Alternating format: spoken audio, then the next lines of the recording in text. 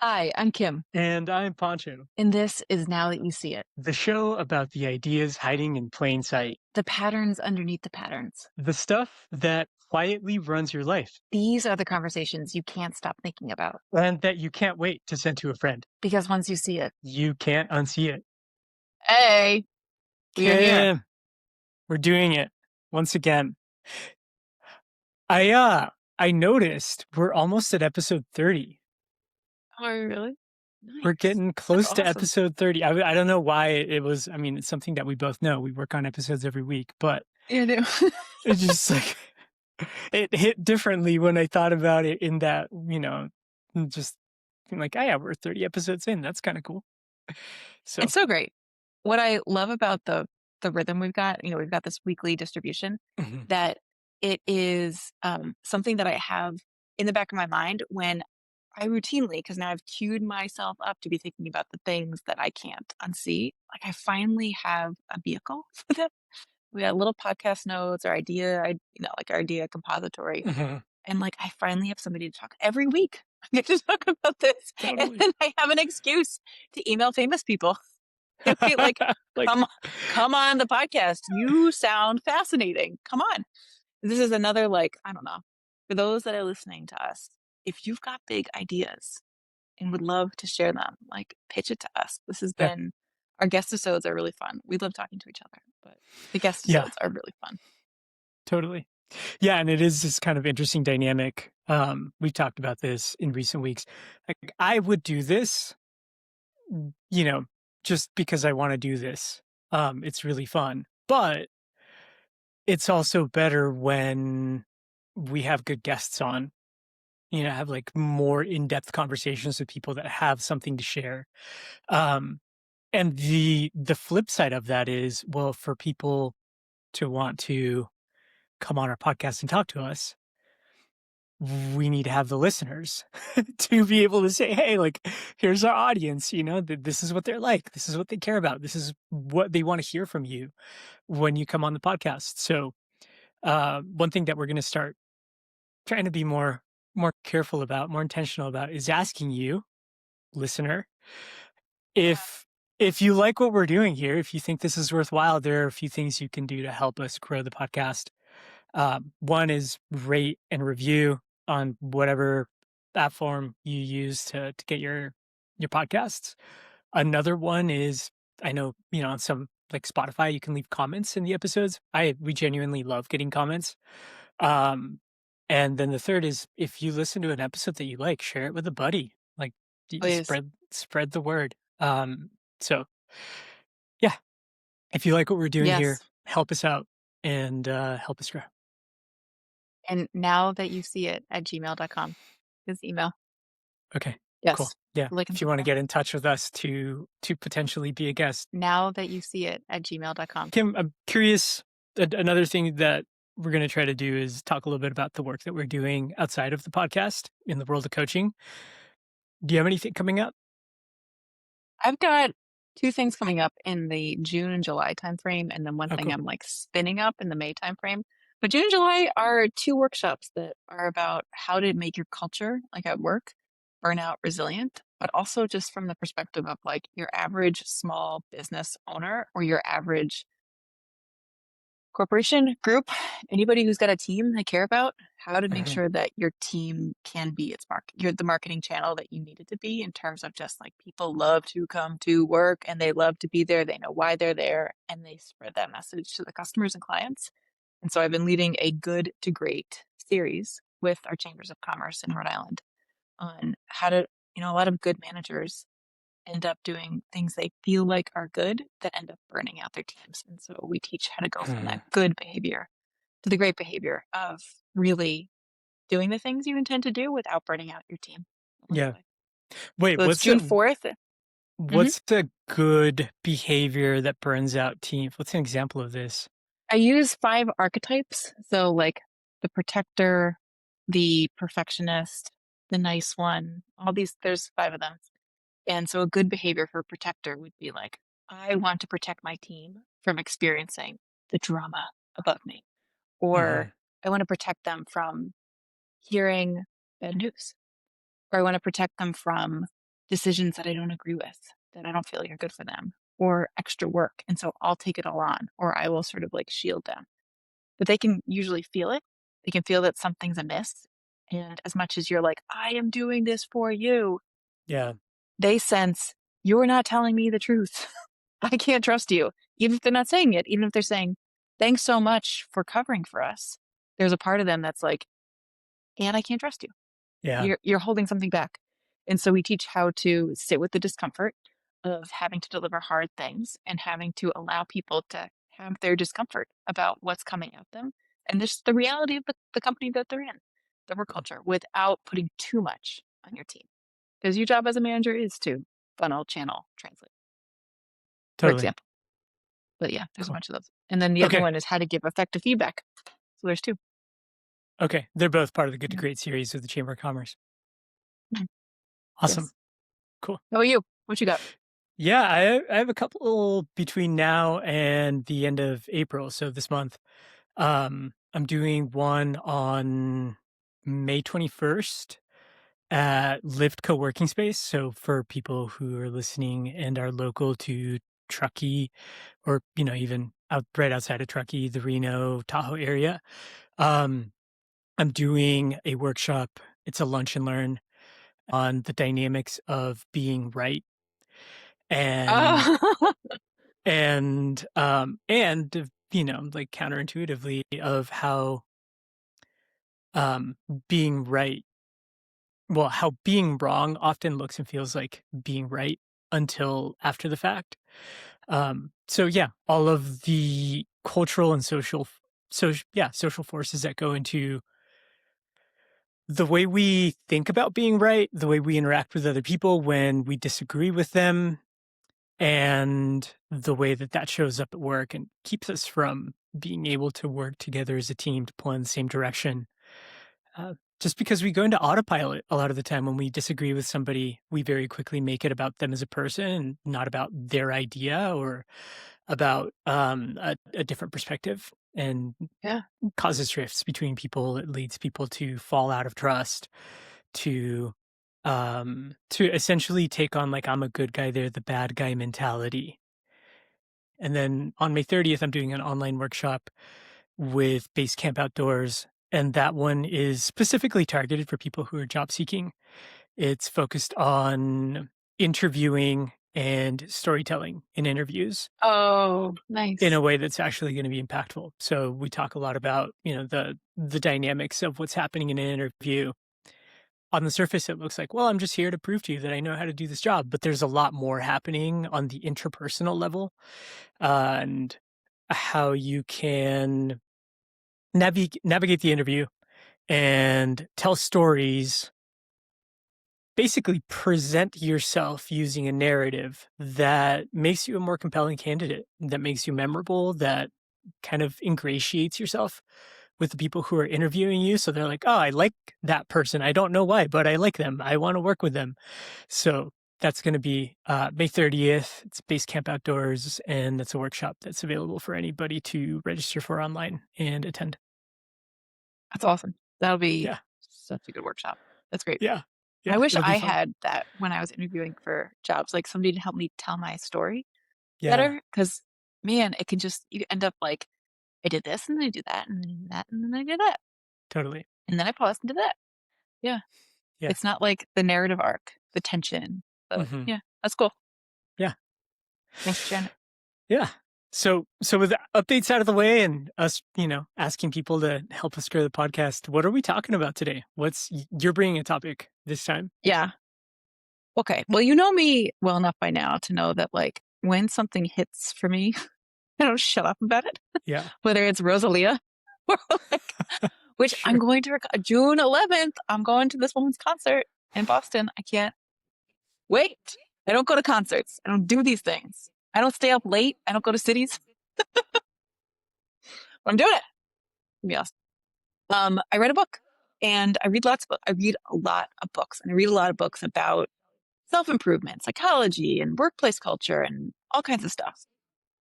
And some of them, most of them don't really hit. They're like nice to know. And then some of them I can't stop taking notes on And Uh, I write Google Docs and articles, and I need to talk about them on a podcast. This one is Masters of Change by Brad Stulberg. And he wrote his new book is The Way of Excellence. He's written a number of books and is a great podcast with his co-author partner. But the thing I cannot unsee is that when you are in change that you didn't choose, most of us resist it and suffer. And there are ways to be in change that you didn't choose and get through it and thrive on the other side without, I don't know, creating a whole new life or a whole new personality without just like giving yourself a lobotomy and replacing your brain with somebody else's. yeah. That's not an option. Mhm. And the whole idea behind Masters of Change and some of the things we'll get into today is that change is inevitable if we think about it that way and develop tools around building stability through change. So allostasis, which we'll get into, that everything gets better because there's a line in the book that a great definition of reality is just change. It's just, this is what it is. And so how do you adapt to change? So yeah, the thing I can't unsee is that there are ways to thrive in change you didn't choose. And I'm happy to share them today and talk about them. And I know from our pre-conversation that you and I don't agree on all of them, which is so fun. Okay. Yeah.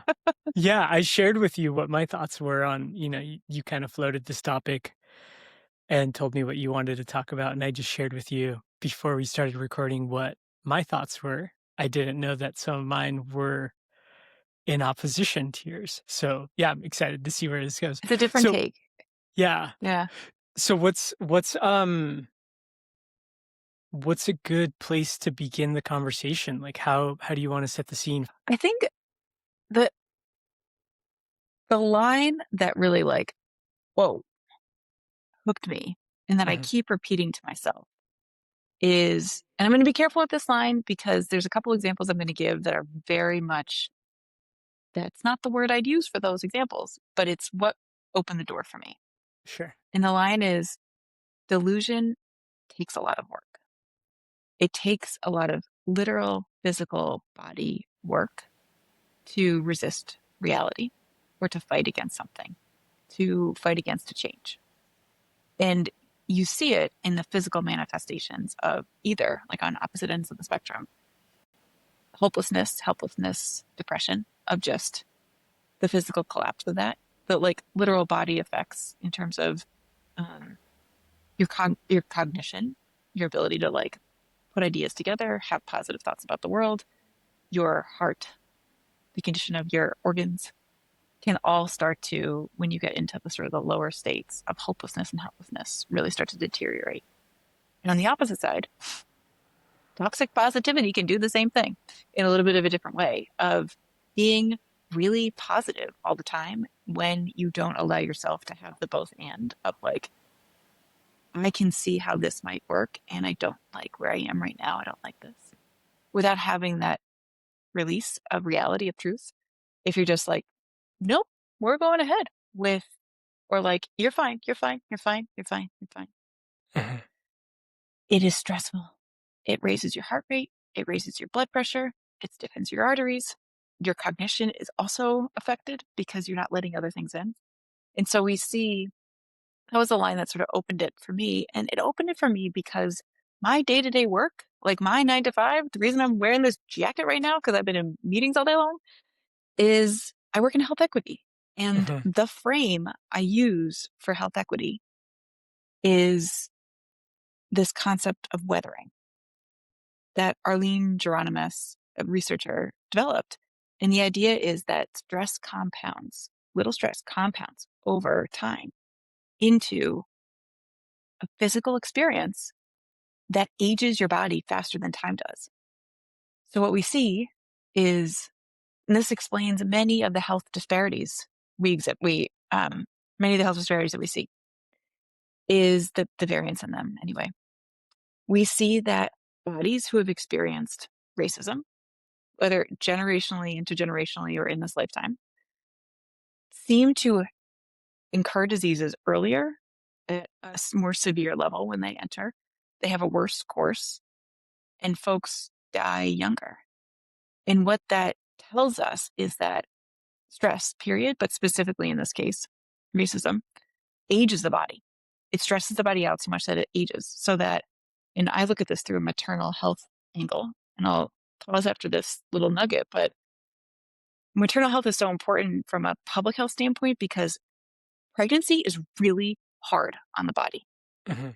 The older you are, the more weathered your body is by just life or stress, the higher your risk of adverse birth outcomes, severe maternal morbidity and mortality, because it just takes a lot to be able to do this and then push the baby out and then recover from it. So we see age being the major factor that determines adverse birth outcomes, death, pregnancy related death, or morbidity. What we see is that, yes, age correlates with this by race and ethnicity, but we also see that women of color experience rates of adverse events much younger than older white women because their bodies have aged by the stress of being a woman of color in a race conscious society. And So just, when you yeah. say adverse events, are you saying like miscarriages, premature births, a baby that's born in some way, shape, or form not healthy? Is that what you're talking about, or what would an adverse event be? Um, it could be that it could be a very low birth weight baby, be premature. It could be the mom bleeding out, dying She dies. in Yeah, childbirth, yeah. or it could be suicide, depression, to the extent that is within the first year, often Mm, pregnancy related. yeah. So it can be a lot of things, but sepsis, a lot of heart stuff, a lot of lung stuff, anemia, but hypertension. Those are the Okay. big So ones. so all of those things are um negatively impacted. Yeah, they're it's more likely that an adverse event like this will take place the older the pregnant person is, and stress mm, basically pushes out their age. Stress will make their body older than their chronological age is. Yeah. So Okay. 30 is not 30 is not 30. Right. Depending on what Yeah. your life has been and how much stress you carry on a day to day basis, one 30-year-old will have a very different biological age than another 30-year-old will. Yeah. Yeah. Got it. So we see it across like cancer diagnoses and Yeah. heart hypertension, all these things. But the connection back to what I can't unsee, like how do you navigate a change you didn't choose, Mhm. is the protective effects of this weathering are um, being able to have autonomy and choose with values how you want to be in community, how you want to live your life, how you want to connect and relate. And from a just like pullback perspective for any of us, when we think about navigating through change we didn't choose, what we notice is I just talked about how the body is adapting to stress, the stress of racism. This is called allostasis. Allo means change, stasis means stability. So it's stability through change. Mhm. This happens. Your body just does this. It doesn't care if it's helpful for you. It just says, this apparently is happening all the time. I'm going to adapt to it. This stress is happening here all the time. I'm going to adapt to it. And so when we have something along the lines of like a change you didn't choose, somebody broke up with you, or you got fired, or the world is, we're doing poorly at the moment. Like those folks who are circling the moon, stay out there. You're in this change you didn't choose. One of the many ways that this book goes through that you can navigate it is being able to recognize that when things are truly chaotic, they are going to return to a baseline, but it is not going to be homeostasis, the old baseline necessarily. It's going to be a new baseline. And you get the opportunity to shift and influence because you've got this like really beautiful, flexible window right after this like chaos happens where Mhm. you get to be values aligned. And I can talk a little bit about that and like how marketers take advantage of it. And I'm going to pause because that's sort of the big like monologue of the idea. So to say it back to you, make sure I'm understanding. Homeostasis would be you have a baseline, and I mean, like this happens with my weight. Like Mm, I notice that I hmm fluctuate 5 pounds in either direction, depending on whether I ate a burrito last night or on whether I, just sat in the sauna and lost 2 pounds of water weight, whatever. But I'm usually at like, when you take all of Yeah, my measurements it into has a set account, point. there's an average, and I stay there for long periods of time. That would be homeostasis. As change happens, you eventually bounce back to this one set point. You're saying allostasis is change happens, and on the other side of that change, you come to a set point, but it's a different one than the one you had before. Yeah. Like the body is miraculous in terms of like, especially metabolism. It's so complex, but we know we like metabolically, scientifically, that bodies want to be at a certain weight and they will Sure. do a lot to go there. And we know that with carefully organized stress, you can change your metabolism and you can change what that new set point is. So, like Mm. weightlifting, changing the amount of muscle mass in your body can change your metabolic set point so that your body will fight to keep it at a new weight, a new organization of its systems than it was before. So, that's one change you might choose to be in a different place. But what I'm saying is, yes, there are experiences of homeostasis where we go back to the original. But often what happens when there's like real chaotic shifting, it's what we call a freeze, the unfreeze, the melting, the like falling to pieces. But it's not like you go back to where you were if you get frozen again to exactly what it looked like before. You freeze into a new shape. It's like a Mm. refreezing. It's a like reorganization. So there's this phrase like falling to pieces or going to pieces without falling apart, just like collapsing, but finding yourself reorganized into a new way.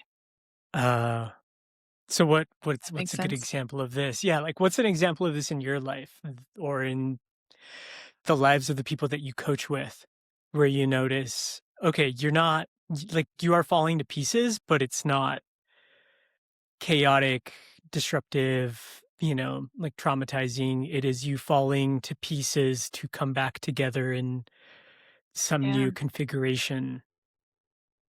Yeah. Well, I'll start by saying that any life transition, you're like a marketer's dream. So whether it's finding a new home, moving to a home, divorce, retirement, graduating from college, and the big one is having a baby. Mm. So new parents are the most likely at that stage of life to change brands and change habits. And so like there's this amazing article that Atomic Habits guy, what's his name? James Clear. Oh, then it wasn't James Clear. It was somebody else. I'll get it. It was this great article about Target and how their algorithm identified pregnant people based on their purchases and tried to sell them things. Mhm. But they made mistakes. I mean, they got it right. They just ended up targeting like 15-year-olds who were pregnant and whose family didn't know. And the family was like, why are you targeting my child for pregnant? Finding out she's indeed pregnant. Anyway, marketers love people in the middle of chaotic life transitions because, yeah, go ahead. Oh, I was just wait, the study. Was it Charles Duhigg by chance? The Yes, the yes, okay, Power of Habit yes. guy. Cool. Okay, so you're saying that marketers were targeting pregnant people, and it just so happened that these pregnant people were 15-year-old pregnant people, and parents got it like what's the actual story behind this study? Yeah. So Target found out that there are a couple of products when people start to buy them, they're very likely pregnant. Unscented Oh, body lotion is one of them. oh shit. So as soon Okay. as you start buying unscented products Yeah. Target's like, you're and you probably have, pregnant. yeah. And so they'll send you circulars for diapers with like coupons for diapers. And a father came into Target and was like, fuck off, man. Get your stuff out of here. No, You're targeting my my 15-year-old child. daughter with stuff for pregnant moms. Mhm. And it turns out, well, And it's because she's pregnant. he came in a couple months later and said, you were right. Isn't that crazy? That's gnarly. Okay. Okay. So, And that's why, like, when you move into a new house, like, you'll get all the, like, welcome to our town ads. yeah, Did that happen to you when you moved? that did happen to us. Yeah. Yeah. Yeah. Just trying to get us to buy into all sorts of random stuff. So that's the big idea. And so, like, specifically, I see this most often with grief and loss, whether it's like most often like a real loss of a loved one or somebody close to you, but also the loss of a job, the loss of some sort of identity, the loss of a marriage. When somebody loses something and it feels like you have absolutely gone to the goo that caterpillars turn into before they become butterflies and Mhm. have no idea what they're turning into, but it's just a mess of stuff in there. That moment is when I most often see this like, you could, you could, you're in the middle of this change, people recognizing a couple months later and through the coaching work, but also just on their own, I became somebody totally different. I didn't go back to the way it was. Like when we're in the middle of grief, we're just like, get this away from Mhm. me. I will I will pay any amount of money to get this feeling away from me and go back to the way it was. And what you end up realizing through grief is you learn to adapt around it. Like the grief Yeah. doesn't necessarily get smaller, like your life gets bigger around it. And you do find a baseline and you are profoundly changed by the experience. Like, you know how a scar doesn't like heal cleanly, it sort of knits around itself. And so it's gnarly a little bit. Mhm. Not to be too like cutesy about it and too like, poetic, but in general, that is what happens when we're able to see and accept that like this is reality, this is change, it's not something I chose. And also, I'm going to hit a new baseline. I want to be able to choose what that's like on the other side and to move through it. Okay. Yeah. I'm still I'm still kind of like, and you can move us on if you want to, but I'm still caught up on this idea of how people who are going through this like gooey caterpillar Mm, transition kind of moment are more impressionable, maybe easier to win over. They're, like things get called into question. And the thought I'm having is people who are used to buying in wholesale to some belief system. mm, Like, I grew up religious. I'm now coming to a point where I'm an adult thinking for myself and realize this whole belief system isn't for me. Like I don't believe in the God that my parents believed in anymore. But then like 2 or 3 months later, that person has gone like full blown CrossFit, eating paleo, like like they that's so good. or they've like gone like hardcore yoga. They know how to read your astrology chart. And so to me it feels like, okay, well, you've just replaced the thing you had before with this other thing that still gives you like an all-encompassing belief system and identity that comes with a built-in community of people.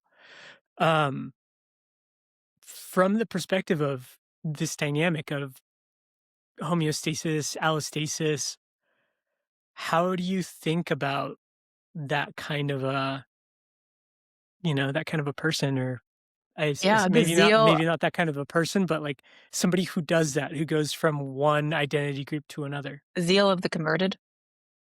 Okay. It's a religious phrase. I believe. Um, but yeah, like when you move from one, move out of one thing that you no longer want into a new thing, the uncertainty of that moment and the scariness of leaving behind comfort can make you cling hard to whatever you find. Of like, we see this in codependence all the time. People will leave dependence and go into hyper independence of like, no, I don't need anybody. I was, I leaned on everybody for so long and now I need nobody. I will be, and, or I, whatever it was.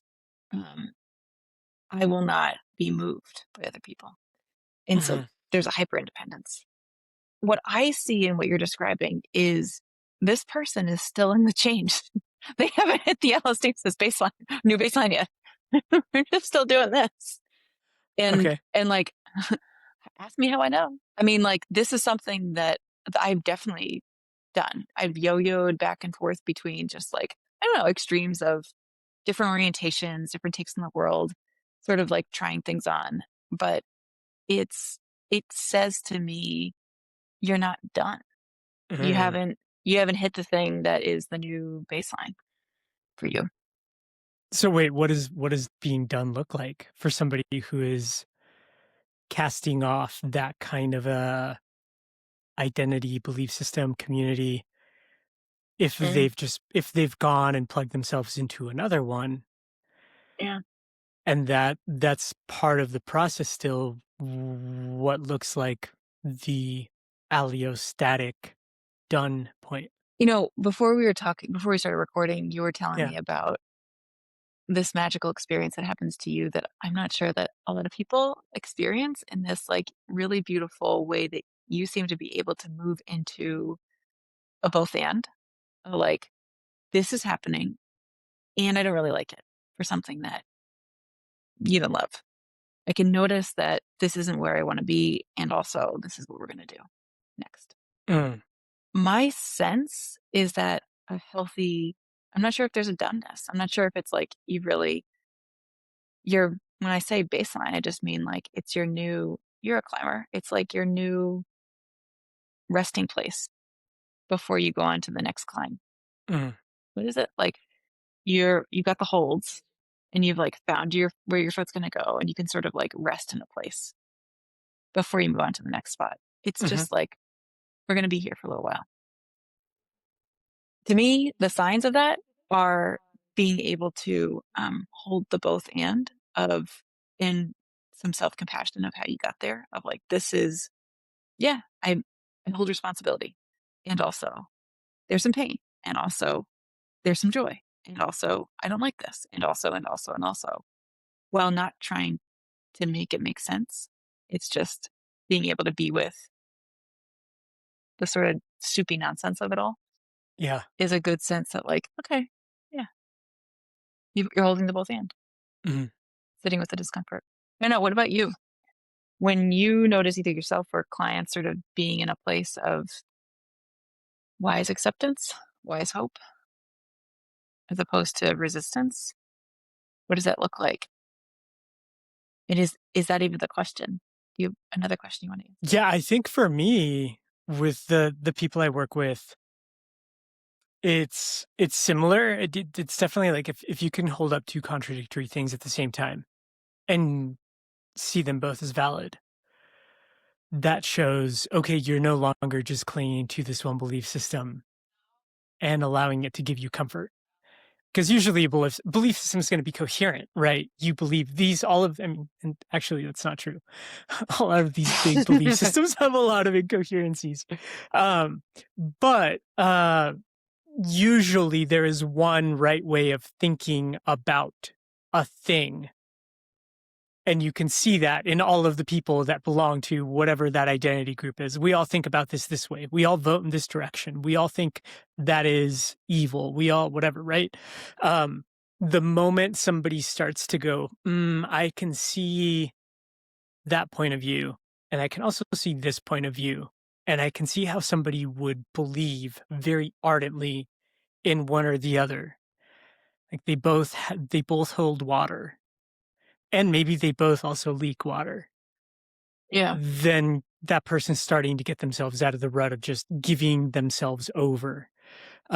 Then, and the way that I see that show up or another marker of that is people who hold questions without having to grasp at an answer. Oh, They just yeah. kinda hold on to the question and go, "Well, here's the question. I don't know. I have no idea what the answer is. I'll be on the lookout, or I'm gonna run experiments to see whether this makes sense or that makes sense," or, that kind of a thing. Or just like, "Well, I don't know. I guess we'll find out." That relationship with uncertainty seems to me at least to be, somebody making progress when it comes to something that's complex and not readily apparent. Yeah. And, you and I are talking, but I don't want to give the impression, I don't know if this was on your radar at all, Mm, that like you have to get, like, if you're going back and forth between extremes, that it's necessarily a bad thing, that you have to exit that experience as soon as possible to get into this, like, hold the both and allostatic baseline, yada, yada, yada, sit in your cushion. yeah. Because the like cool thing about this is that human brains really aren't often open to change with like joy, like voluntary, like, okay, we're going to like shake up what brains we use, what habits we have, what thoughts we have, just like the way we go about the world. There's this like really cool malleability that happens, like this window of time that is limited, documented, that it closes, where like everything is suddenly up for grabs in ways that it wasn't before. And so, yeah, it's great for marketers, but it's also great for just you as a person to be like, I don't know, maybe I do want to hitchhike across the United States as a career Yeah. or, whatever. Like that's a silly example, but it's a I mean, I time wanna when do we're that. doing, yeah, I know.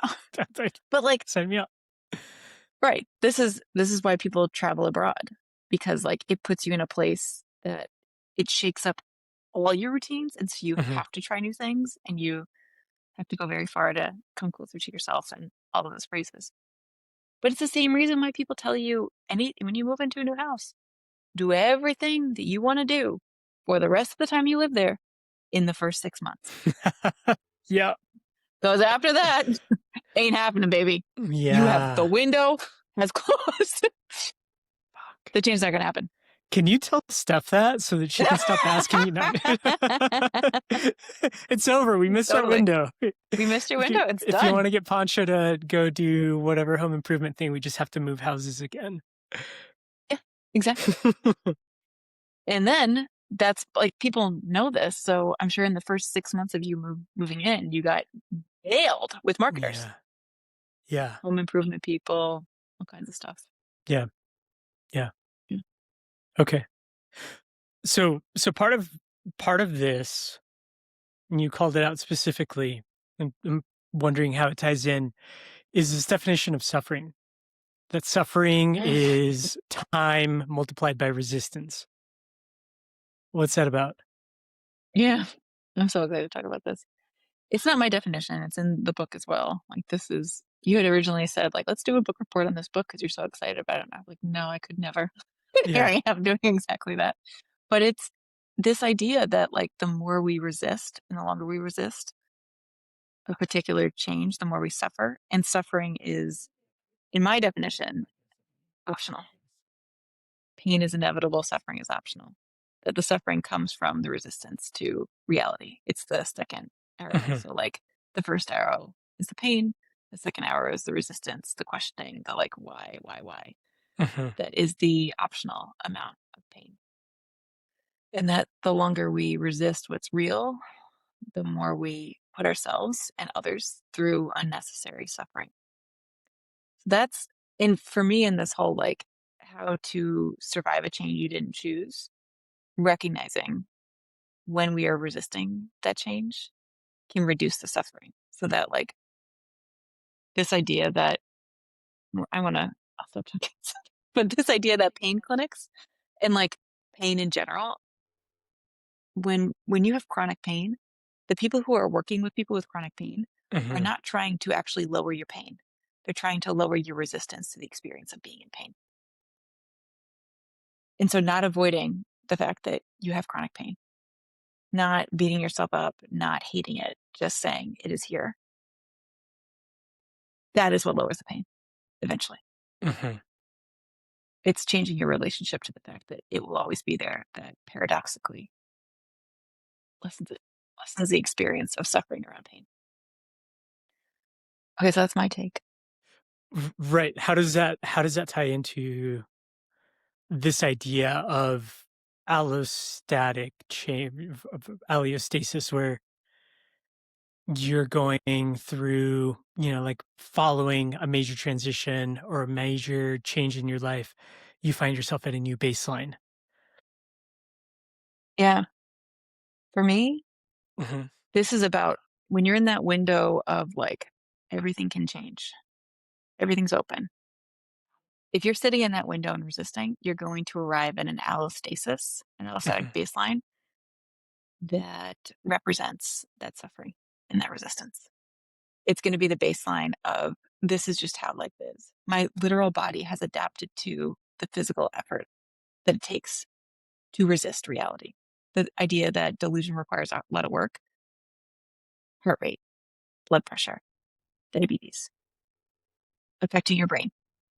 So all the body systems are going to be working extra hard to maintain either the hopelessness, helplessness, or the toxic positivity that like resisting reality. You can also arrive at an allostatic new baseline that reflects a level of non-resistance where you are incorporating radical acceptance of the reality around you while also adding in the things that make that reality joyful and possible for you. So, from the weathering examples, community, affirming community is what folks recommend to be able to reverse the bodily effects of stress from weathering.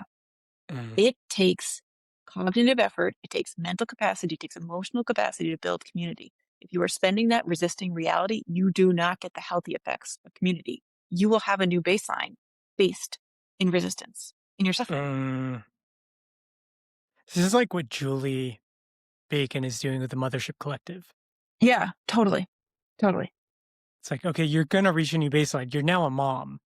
You have a Yeah, child. You can't go back to life the way it was before, but you can lean into this new baseline by still trying to keep alive the things that made you feel alive, and here's a community to do it with. exactly. Actually, I'm so glad you said that because that, for my example of this, is I Yeah. resisted motherhood. I'm like not quite not resisting Yeah, it. you talked about how, like, when health providers for your kids call you mom, you're like, "My name is Kim, not mom." Yes, I mean, I still have an element of this, but, like, it was really intense for a couple of years, and, like, in pregnancy too, I was like Yeah. I was getting out of the hospital, literally reading Moby Dick, being like, "I will not lose my brain." I'm sitting on a bouncy ball with this big postpartum belly with this whale book, like, Wow. bouncing. Yeah, because I was like, "I will not lose my brain. I will not." Right. And just like, why?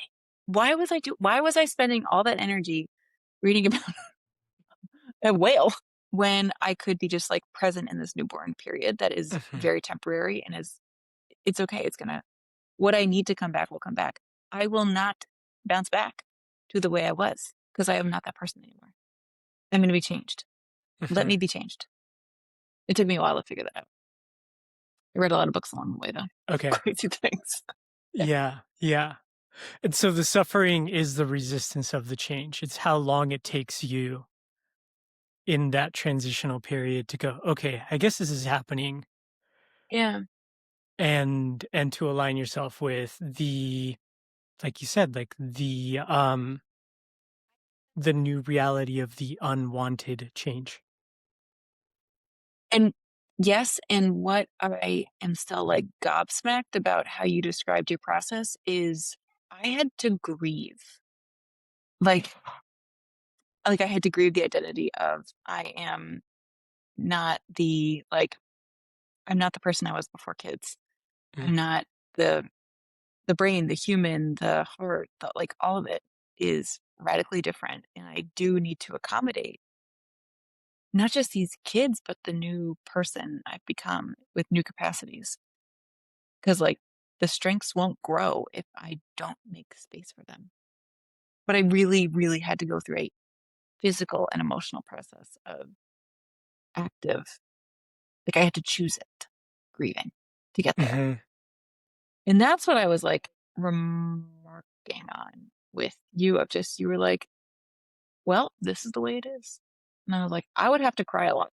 Yeah. I'd have to cry a lot to be able to Yeah. like get there. Yeah. Yeah, I don't know. I'm thinking, I mean, so when I was reading about this, I didn't read the book, but I did a little bit of homework. One of the reflections I had was that this dynamic is something that I call arguing with reality when I'm talking to people. Mm, Like you're arguing with reality. And it usually comes with a should, or there's a should implied in there. Like this shouldn't be this hard. They shouldn't think that way. They should just know that I am thinking about this and come to me and talk about it. Whatever, like there's some argument with the way that things are actually playing out. And they have an idea in their head of like, no, it should be this other way. Um, so arguing with reality. And what I noticed, and I'm now questioning whether this is completely true, is thinking about the way that I deal with change. mm, I'm far less likely to argue with the reality of what's already happened. mm, I got a good example in 2024. I got laid off in the moment as I was getting laid off. And, or even before that, when I saw the meeting on my calendar, like the ominous 15-minute quote unquote check in that gets put there 30 minutes before it's going to happen. Um, oh boy. and you've seen it happen to several other colleagues. There was no resistance to it. There wasn't a Mm, like, what the hell, this shouldn't be happening, where did this come from? There's like an immediate like, okay, well now this is happening kind of a feeling. And the more ridiculous it gets, the more like out there it gets, the more that comes up. um and and so it's almost like, yeah, like this has happened, or it's written in, it's written in the what's written on the wall. Like it's getting, the writing's on the wall, it's going to happen, the meeting's already on my calendar.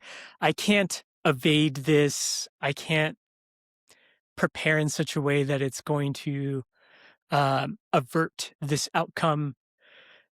And I generally find in myself that when that kind of thing happens, it's like immediate acceptance. mm, The thing that the dynamic in which I find myself arguing with reality and wishing things were otherwise is not looking back to what just happened, or even thinking about what's happening in the moment. It's thinking ahead to what I'm going to have to do to dig myself out of a situation, or to improve, or to, mm, like overcome whatever challenge just got put in front of me because of maybe what just happened a minute ago. So the example of that is, um, I I don't want to deal with the reality of the fact that I don't have income anymore. I don't argue with the fact that I just got laid off. There's no grief or resistance around that. mm, The resistance is about the fact that I'm not going to have a paycheck in 2 weeks, mhm. and not wanting to engage with that side of reality. Right. Um, Well, and I don't know does why that that look like, is. two questions. What does that Yeah. look like when you're not engaging with that side of reality? And were you able to accept well because that wasn't the right fit for you? Were you already like, yeah, I'm pretty good here? Yeah, I think I'm able to accept. This is why I mentioned that I was challenging it a little bit. I think part of that dynamic is I'm able to accept well because I optimize for freedom. And when you wipe Totally. the You do. slate Yeah. clean, when Hmm. you get rid of all the shit that's been holding you back and dragging you down, you experience freedom. the multiple times, twice, I've, like having a rock climbing dirtbag background where, yeah, like Alex Honnold lived in his van. Um, that's what he did before he got famous. He lived in his van and drove around and rock climbed. Part of me still like idolizes that lifestyle. So when I was 24 and got fired from my first, like corporate startup role because I burned out working 65 plus hours a week in, kind of under leadership that was untenable, I was like, well, I'm not going to be able to pay rent next month. Time to start figuring out how to move into my truck and like live in the camper of my truck and put all the stuff that doesn't fit in my truck in storage. Um, in a sense, that was more freedom. Like I didn't even Yeah. have a place Yeah. that was anchoring me down. I could drive somewhere and live there for 3 days, and my home was on wheels with me. So I'm wondering, I'm thinking about, are there changes? I think if Steph left me, yeah, that would come with freedom in some sense, but I don't think I'd be quite so, like ambivalent about um a change that like really rocked my world in that way. I'm not sure. Um Getting laid off 2 years ago felt like freedom. Um I'm trying to think of other things that have happened. God, I mean, this one's really heavy and it's nowhere on, like there's no sign that it's going to happen anytime soon. But um l- let's say my mom died. Mhm. Part of my relationship with my mom is one of obligation, right? As a good Mhm. son, you do this, X, Y, and Z. And the conventional wisdom is, okay, yeah, there comes a point in your life where you realize I've probably only got like 5 more times that I see my parents before they die. And this like switch happens where you realize like, oh shit, I kind of fucked it up. And I Mhm. could have leaned into that relationship more. Um, so when something like that, like gravity shifting, changes the geography of your life. When something like that happens, I think maybe I would be less ambivalent, even if in some way it does afford me greater freedom. Yeah. I don't have enough of those to say that I have the data I need to understand how I would behave. Most of the things like losing a job, you get laid off, but it's soul sucking work.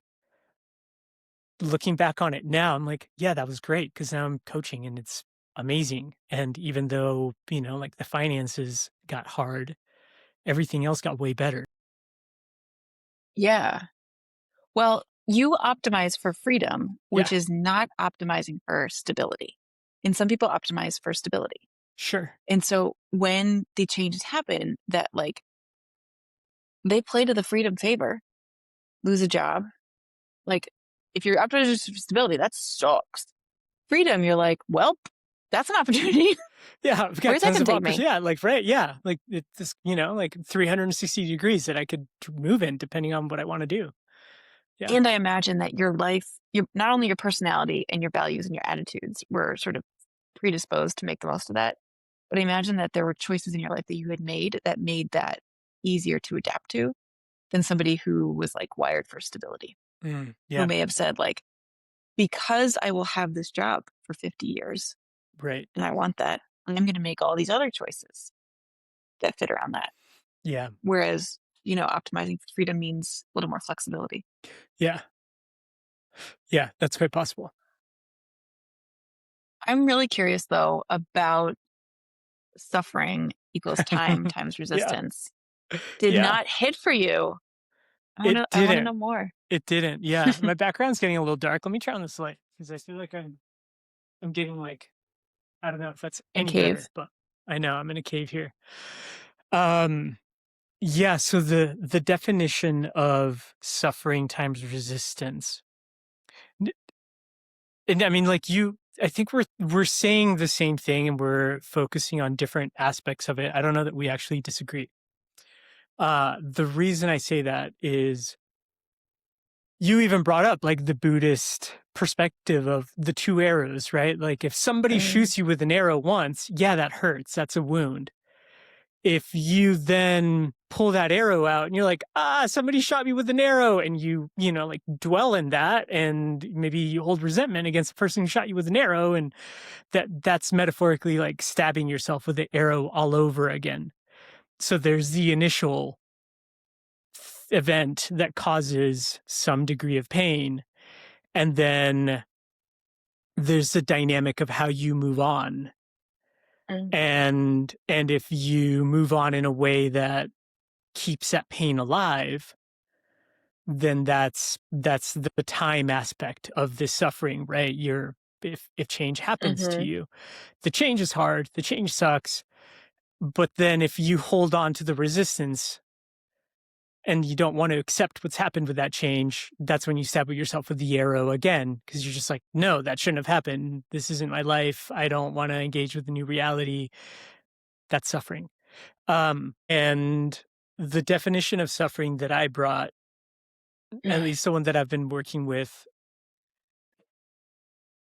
that helps me is the inevitability of undesired outcomes. So the idea there is life is going to be full of undesired change. mm, It's always changing, mm, and it's never going to change in just the ways you want it to.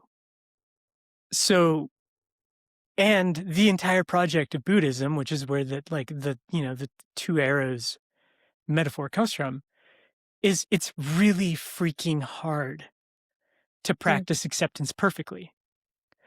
mhm. So saying that suffering is optional because suffering is times resistance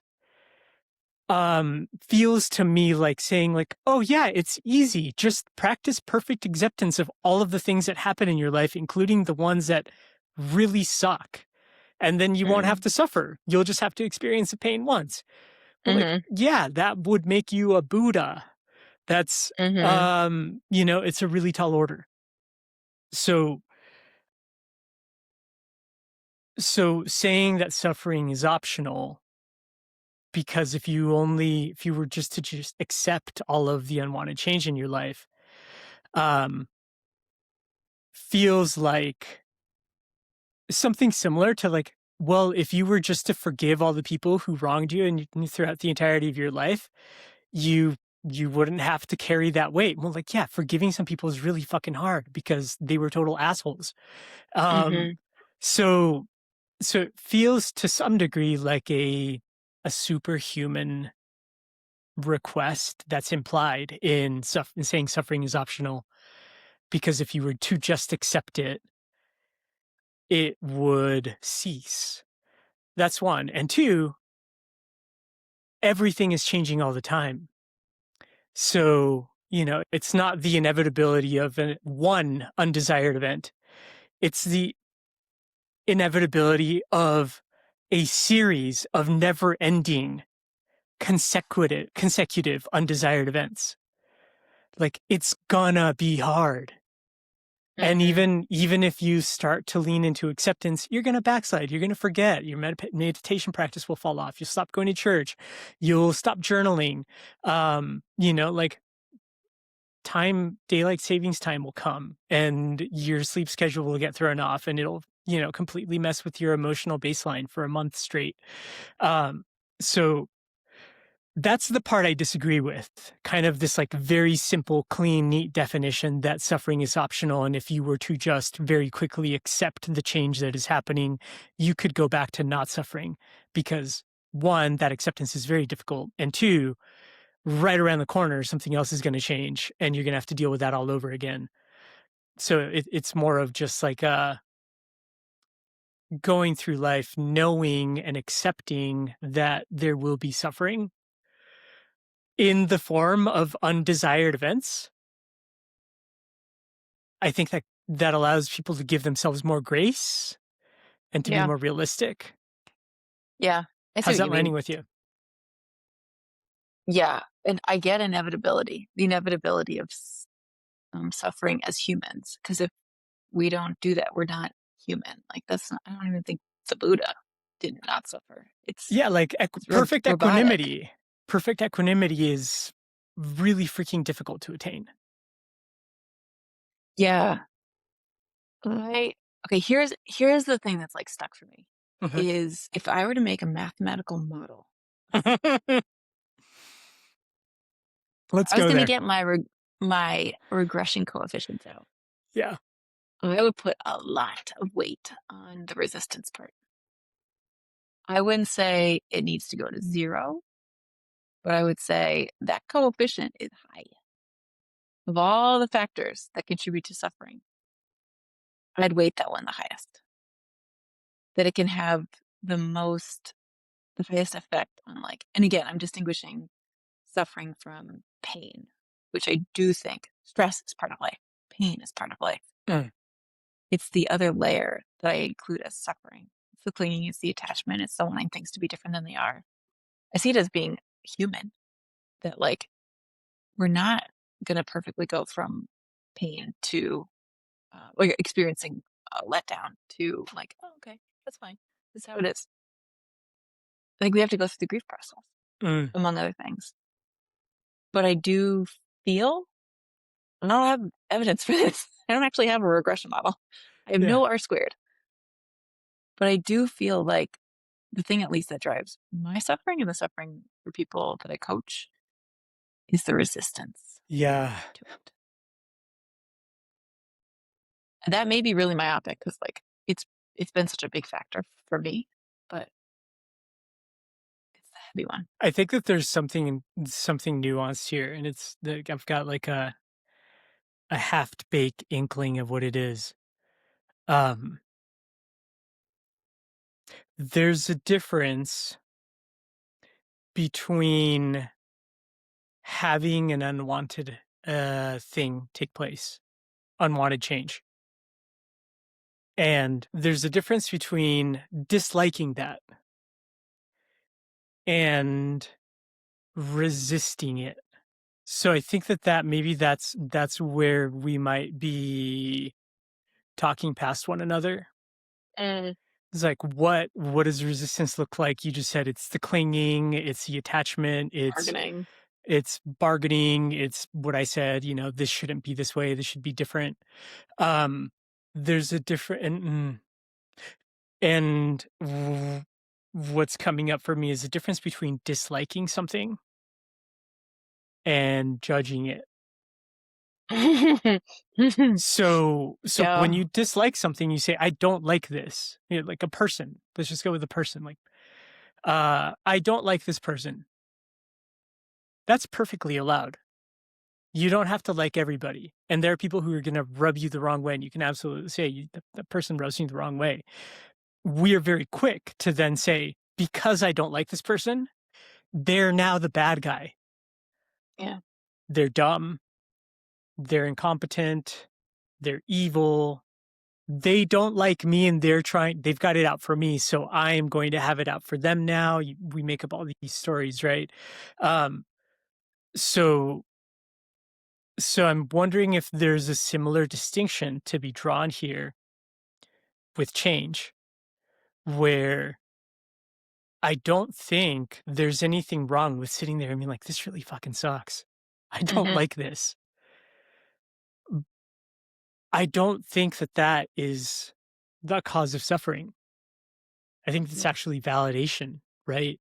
Mm. Um, the difficult part is when you go to it's the same leap. You go to judgment. You go to say, this shouldn't be this way. Reality has in some way, shape, or form transgressed my norms for what is good and right and just, and the way reality is playing out is essentially the bad guy. Reality is now the antagonist in the story of my life. And I'm going to get stuck in that kind of a dynamic.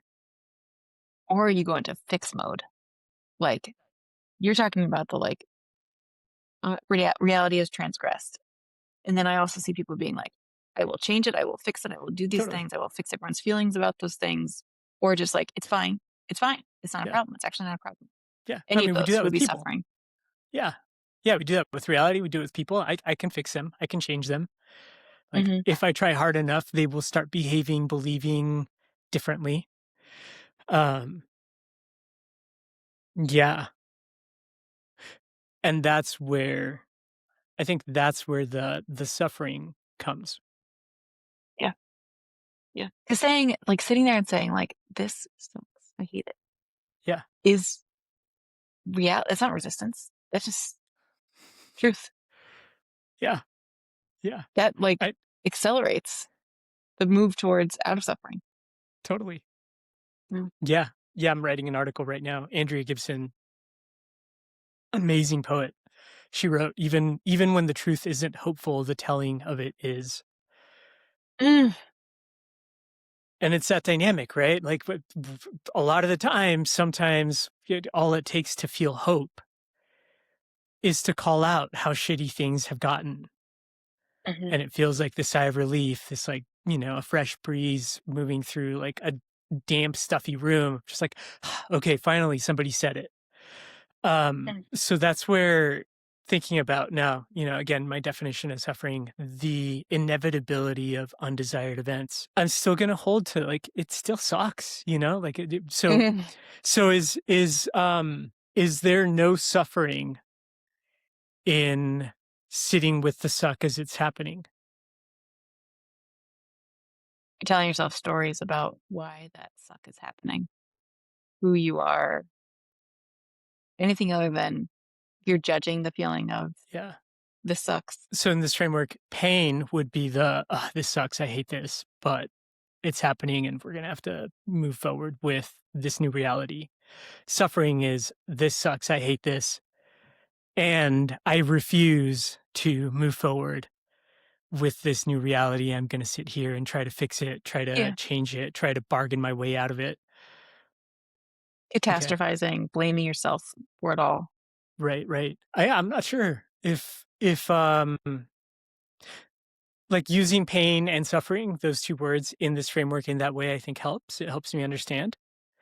I think I'd have to sit with it some more to see if I want to accept those definitions and that framework to characterize pain and suffering. To be fair, I do think suffering is inevitable as human beings. Yeah. I don't think yeah, I don't think it's realistic to expect ourselves to habitually and consistently not resist the change. And there might be some changes that we don't like that are easier to accept. Like we said, for me, it's anything that feels like freedom. I still might not like the Goes. change, but it makes it easier to accept. But I think it's just a part of being human that you're going to suffer. You're going to resist. You're going to wish things were otherwise. And you're probably going to do that without recognizing that you're doing it in the moment most of the time. Yeah. So is Yeah. that really optional? Maybe we should find out on the next episode. Oh my God, I we've think we're been I talking think for we're a gonna need long to sit time. with it. Yeah. Yeah. It's a good Okay. one. We should Yeah. land this plane. Okay. What do you wanna take away from this? What stood out to you? I think what stood out to me coming back to our conversation about holding two things at true is that there is an option available to us to not compound a negative experience, an unwanted change by grasping, by holding on, by arguing with reality. That's true. And at the same time, I think it's also kind of inevitable that we are going to do that. Mhm. That's going to happen. And so I don't know if it's optional to, metaphorically, whether you get to not stab yourself with the arrow the second time around. I think part of just being a human being in the way that we're wired and how we think and feel is you're going to stab yourself again. Like some of these things are going to rock your world so much and they're going to be so painful that you're not going to just be able to accept it with equanimity. You're going to be like, fuck, this really, really sucks. And it's going to keep you up at night and you're going to suffer. Um, and calling it optional might be creating like an unrealistic standard for somebody to then judge themselves because they're not able to practice equanimity. Oh, yeah. Hmm. That's what I'm gonna, yeah, I'm holding that as a, like, is this true? I'm not sure, but I'm gonna think about it some more kind of a framework. Yeah, I mean, just to get back to like the thing I couldn't unsee that like when there's choice, change, you didn't choose. Mhm. There's ways through it. I don't think we're aiming for zero suffering. All I'm saying is that arrow does not have to be like a gorge in your chest. It can be a prick. It can be a pinch. It can be a cut.